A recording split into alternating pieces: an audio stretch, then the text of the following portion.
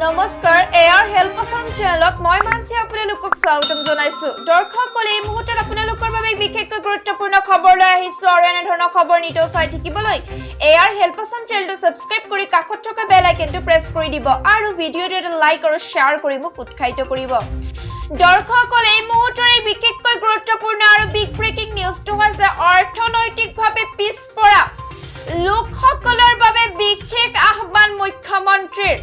EWS certificate বা প্ৰমাণ পত্ৰ থকা লোকসকলক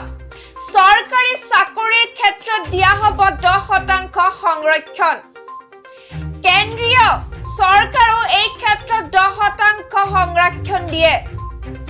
উচ্চ শিক্ষাৰ ক্ষেত্ৰত মহাবিদ্যালয় বিশ্ববিদ্যালয় আদি 10% আসন সংৰক্ষণ কৰা হয় অসম চৰকাৰে অৰ্থনৈতিকভাৱে পিছপৰা লোকৰ সংখ্যা নতুনকৈ নিৰ্ধাৰণ কৰিছে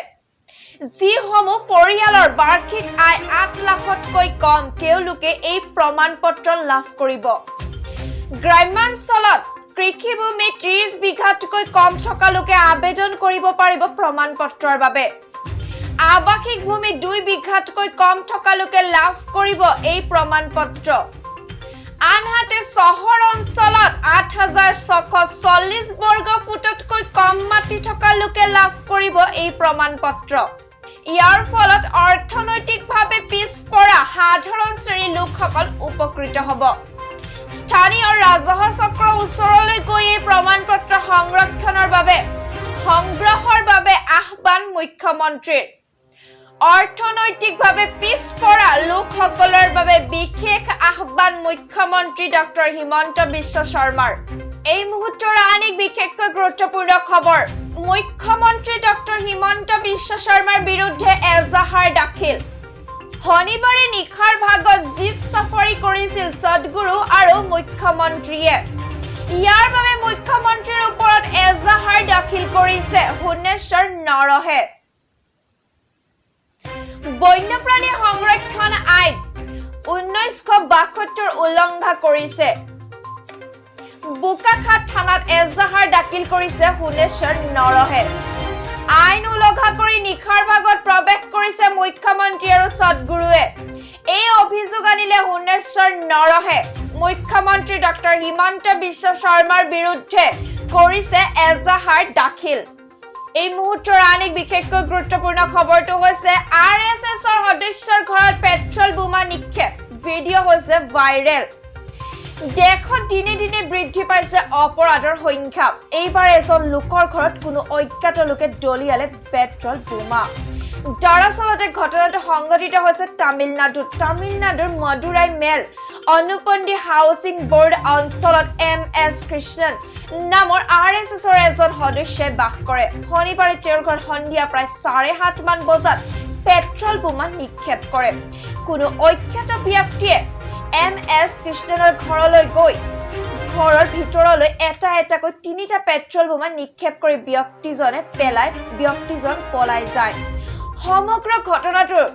ৰাস্তাৰ CCTV ফুটেজত বন্দী হয়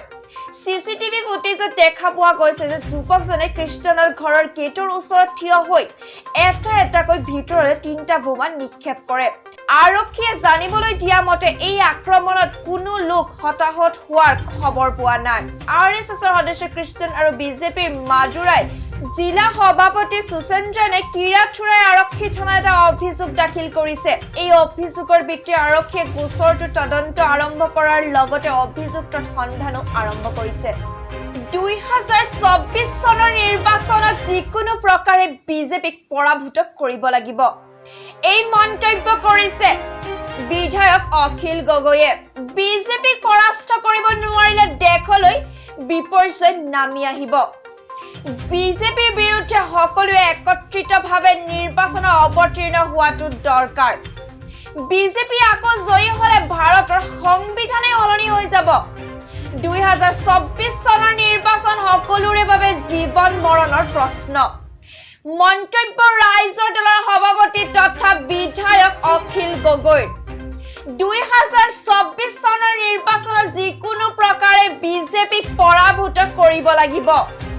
বিজেপিক পৰাস্ত কৰিব নোৱাৰিলে দেশলৈ বিপৰ্যয় নামি আহিব বুলি তেখেতে কৈছে বিজেপিৰ বিৰুদ্ধে সকলোৱে একত্ৰিতভাৱে নিৰ্বাচনত অৱতীৰ্ণ হোৱাটো দৰকাৰ বিজেপি আকৌ জয়ী হলে ভাৰতৰ সংবিধানেই সলনি হৈ যাব ভয়ংকৰ নাও দুৰ্ঘটনা মহালয়াৰ পৰা উভতি অহাৰ পথত ডুব গ'ল নাও বৰ্তমানো সন্ধানহীন বহুতো ভয়ংকৰ নাও দুৰ্ঘটনা সংঘটিত হৈছে যাত্ৰী ভৰ্তি এখন নাও ডুব গৈছে নাও দুৰ্ঘটনাটোৰ ফলত 23 জন লোক নিহত হৈছে এই নাও দুৰ্ঘটনা বাংলাদেশৰ পঞ্চগড়ত সংঘটিত হৈছে জানিব পৰা মতে মহালয়া উপলক্ষে বাদেশ্বৰী মন্দিৰলৈ নাৱেৰে যাত্ৰা কৰাৰ সময়তে সংঘটিত হৈছে এই দুৰ্ঘটনাটো নাওখন ডুব যোৱাৰ ফলত 23 জন লোক নিহত হৈছে আৰু 12 জনতকৈও অধিক লোক সন্ধানহীন হৈ আছে এতিয়ালৈকে উদ্ধাৰ হোৱা মৃতদেহবোৰত 12 গৰাকী মহিলা আৰু 8টা শিশু অন্তৰ্ভুক্ত আছে উত্তৰ পঞ্চগড়ৰ জিলা প্ৰশাসক জহৰুল ইছলামে কয় যে নাওখনত কিমান যাত্ৰী আছিল হেয়া সঠিককৈ গম পোৱা নাই হেয়াহে এতিয়াও কিমান লোক সন্ধানহীন হৈ আছে তাক সঠিককৈ ক'ব পৰা নাযাব কিন্তু জানিব পৰা মতে নাওখনত 70 জনৰো অধিক লোক আছিল আৰু তেওঁলোকে সকলো বাদেশ্বৰী মন্দিৰলৈ গৈ আছিল সন্ধানহীন লোকসকলৰ উদ্ধাৰ অভিযান বৰ্তমানো চলি আছে এই মুহূৰ্তৰ আন এক বিশেষকৈ গুৰুত্বপূৰ্ণ খবৰটো হৈছে ডিব্ৰুগড়তো দেৱী বিসৰ্জনৰ সময়ত বজাব নোৱাৰিব ডিজে শান্তিপূৰ্ণভাৱে দুৰ্গা পূজা অনুষ্ঠিত কৰাক লৈ মৰাণত ডিব্ৰুগড় আৰু চৰাইদেউ জিলা প্ৰশাসনৰ বৈঠক